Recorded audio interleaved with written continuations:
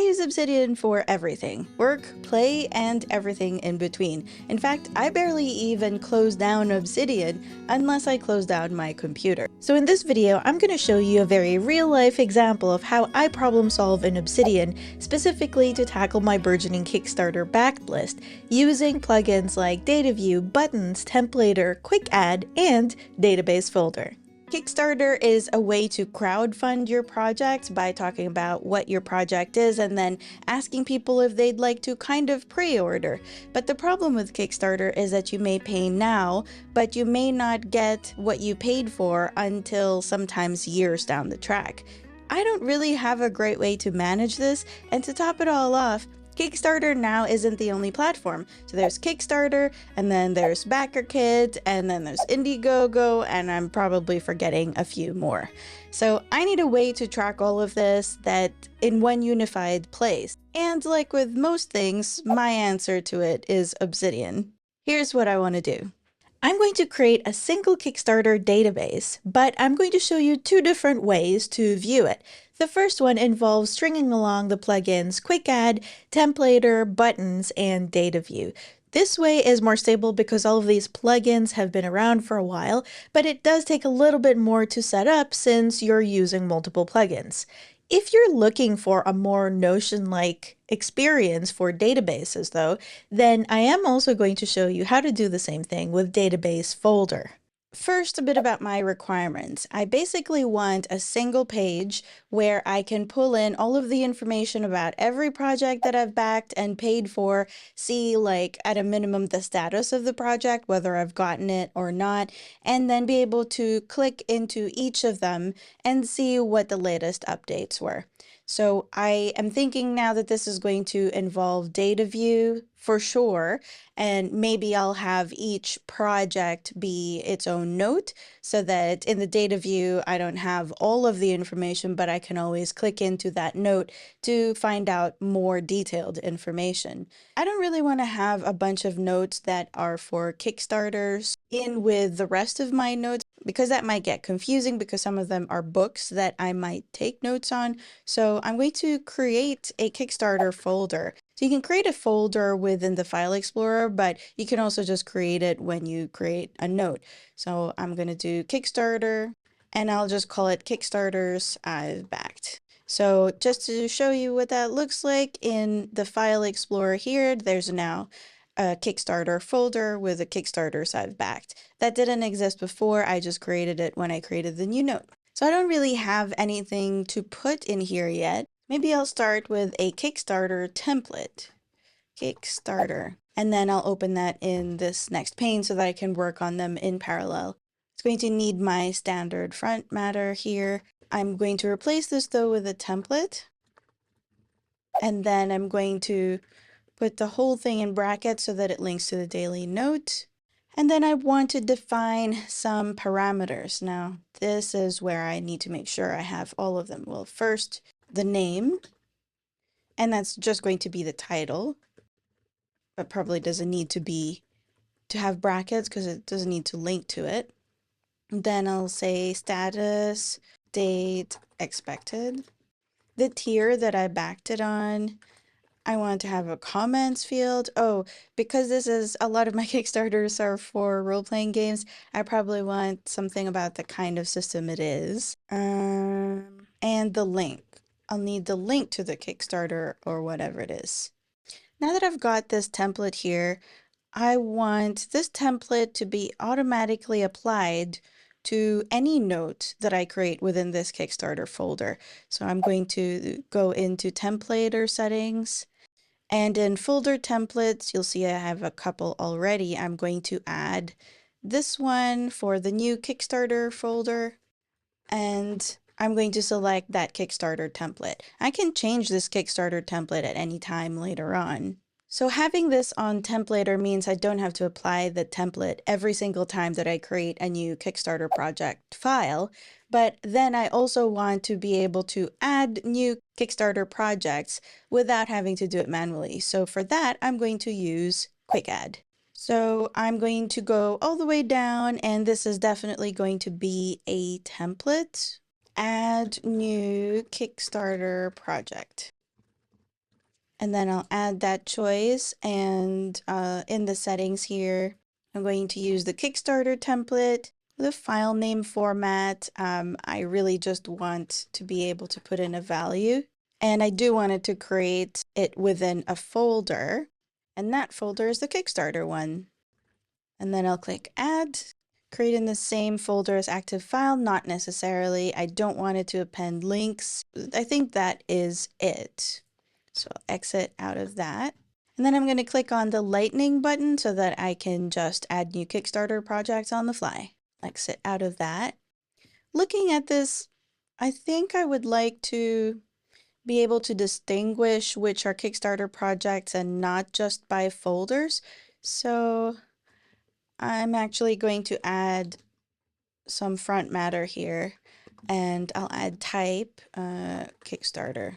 I don't really want it to be within the body of the note, so that's why I put it in the front matter. But it's really the same as if I had put it like this. Okay, so that's better. This should now work. Now let's try that again. Kickstarter project, select Kickstarter, and I'm going to put Drakar och Demoner. And that seems to have worked. I didn't have a note open, so that's why it didn't split it. But the date is set, so I'm going to copy that and paste the link. The status of this one is it's awaiting funding. For the tier that I selected, it is supposed to arrive in August 2023. I want this to be a date later on, so I don't know what I'm doing with it yet, but I'm just going to put the first day of August. And I did the digital sec 248, which is Kroner. Comments, Dragonbane system, Drakar Octomoner. And shipping address, where did I have this shipped to? Well, it's digital. Now I want to create the Kickstarters I've backed page. What would I have here? I would want some sort of Dataview query. I want a table, and it has, well, it'll already have the name and the link to the specific page. Then I want a link to the Kickstarter, probably, the status, and maybe date expected, and shipping address. Okay, from Kickstarter, this is another reason why it's handy to have had a folder just for Kickstarters. And then I wanted to sort by date expected, descending.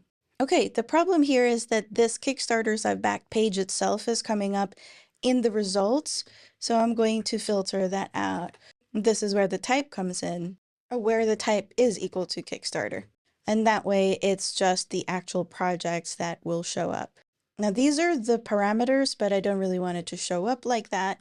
So as expected, and then shipping address, I'm just giving these aliases. So that way it just says expected and then address. Or maybe I'll put ship to. Ship to. Maybe I'll put the link at the end.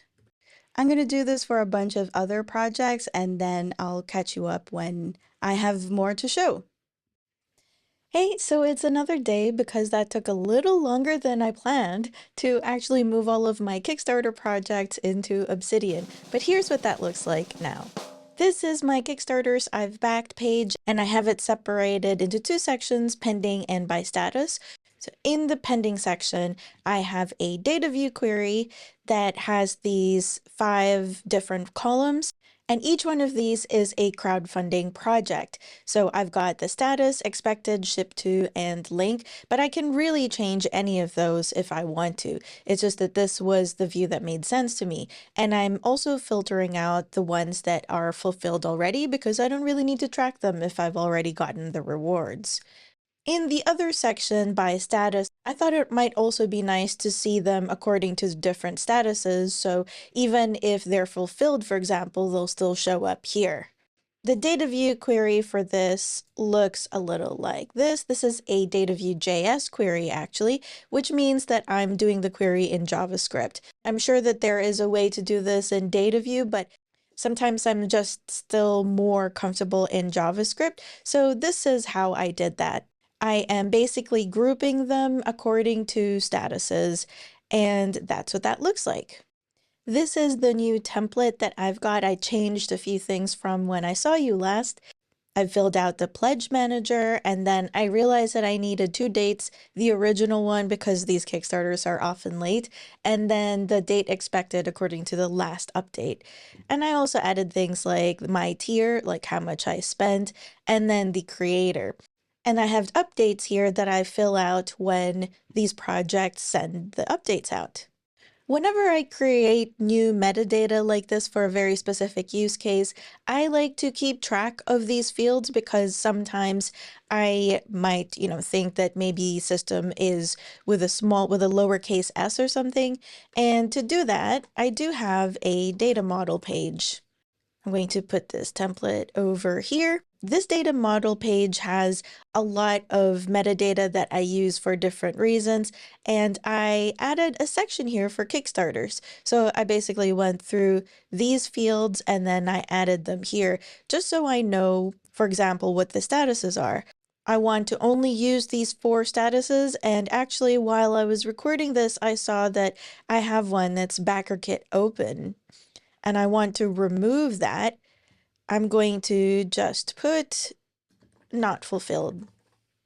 There's currently no way to enforce the metadata or the parameters that you're using for Dataview, and so having this data model page to refer to is really useful for me so that I can keep things consistent.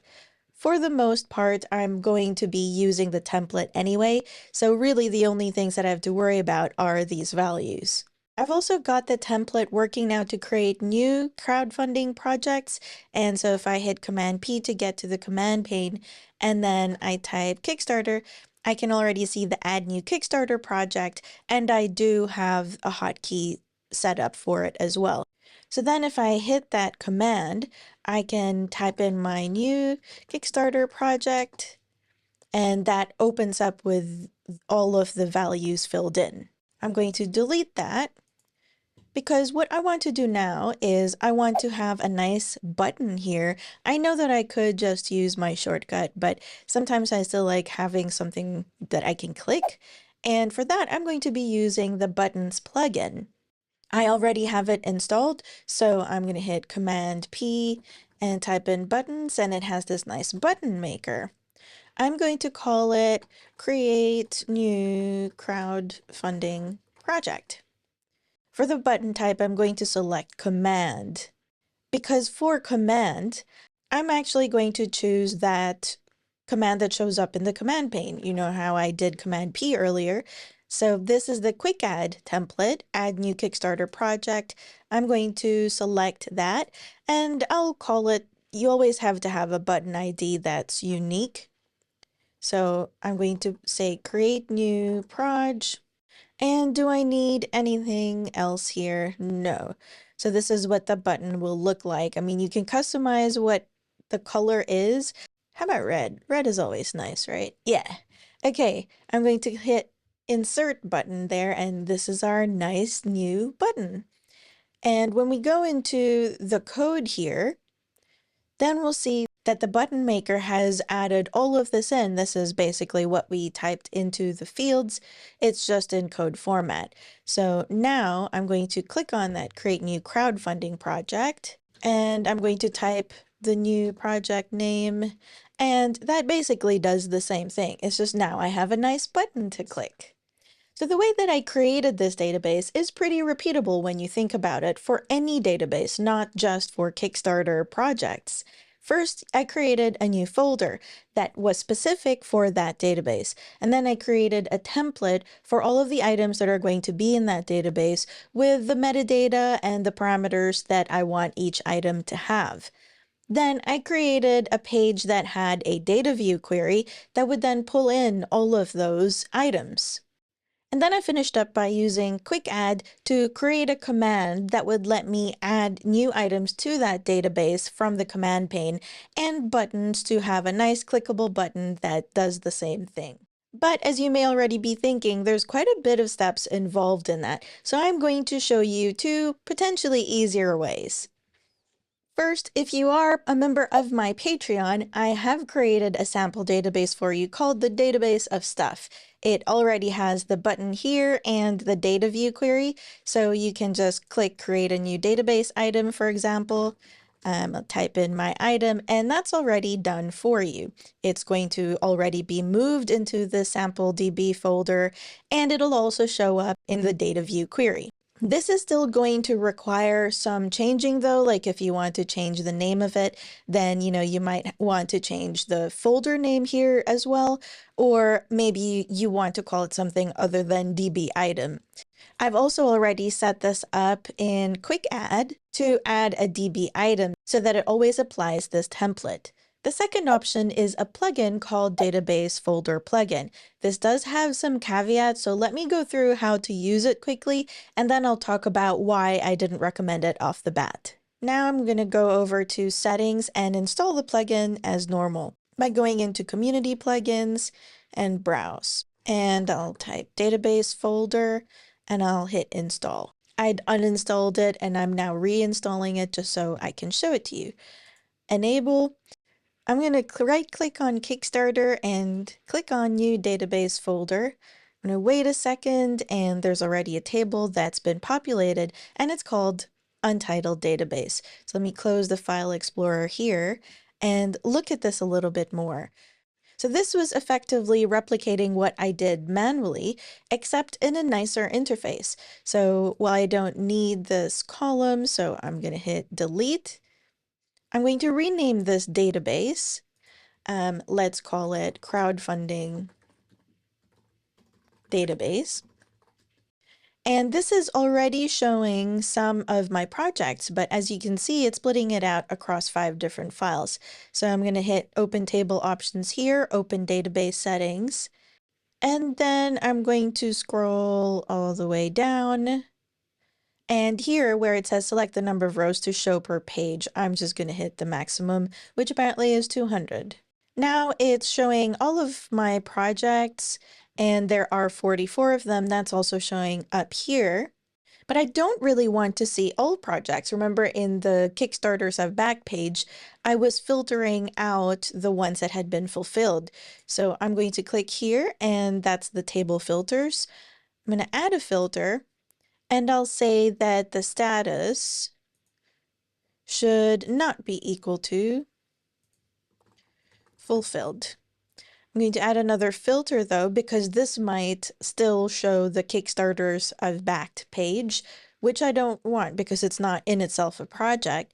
So I'm also going to hit type is equal to Kickstarter. I'll exit out of that and then hit this one to actually filter. And now you'll see that there are 34 because I guess that there were 10 that were either not Kickstarters, like that page, the Kickstarters I've backed page, or they're Kickstarters that have already been fulfilled. But this is still just showing the file. Now I'm going to hit this plus sign here to add columns. So I can add, definitely I want to add the status. I will add that. And then I'll need the link so that I can click through to the project easily. And I could also say date expected here, and I'll add that. And when I exit out of this view will now show me pretty much the same thing that I had been using the Dataview query for. Clicking on each of these, I'm holding down Command so that it opens in a new tab, will take me to that project's note. Now for the caveats. The performance really starts to get quite bad if you have a lot of files that you're going through. In this case, I had 44 files, and during the recording of this video, I still had some issues where it took a little bit longer than I would have liked to create new items. For example, let me show that to you now. At the bottom left here, there is a plus icon, but when I click on that, it's just really difficult to see.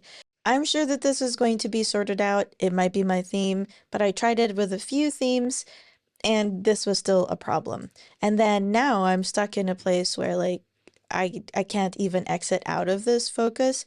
So it seems like I can click on something and escape focus that way. But you see what I mean? It's a little clunky. It looks like that page was indeed created, but it just wasn't giving me any feedback that it had been created. And the other thing is that I just find Dataview queries a little easier to deal with because they're more atomic and it's easier to embed them. So here are Dataview queries that I showed you, right? And that's the query there, and I can create specific views that I want to show in this particular node without changing the view in any other node. The way that the database plugin works is that you have one database, and depending on the views that you've selected, if you try and embed that, for example, if I want to click on the crowdfunding database here, so it does create a view, but if you have a look at it, it's a little bit wonky. I can't really click on the files from here either. And it is also filtered based on the filters that I'd selected in this view. So none of the fulfilled ones are being shown, which is fine, but sometimes I'm still going to want to create specific Dataview views or queries for specific nodes. And that's not really something that you can do with database folder. So in general, I still prefer to not use database folder most of the time and to just string plugins along the way that I showed you. However, I do really believe in the promise of this plugin, and I am pretty sure that there will be a time in the future when I recommend database folder just as the easiest way to get started with creating databases in Obsidian. Having databases in your nodes can seem like overkill for some, and if that's you, then I really recommend and encourage you to keep doing what you're doing, because nobody needs to tell you what to do with your nodes. However, I personally have found a lot of value in having standardized templates because they help me be consistent in my metadata usage, and they force me to think about creating repeatable structures rather than just creating one-off nodes haphazardly. I find it easier to compare and link notes when I have a bit more of a structured framework to go on. If you'd like to know more about Dataview, check out this video that I made for beginners to Dataview because it's a very powerful but also pretty daunting plugin. Hvala za ogled. Thank you for watching.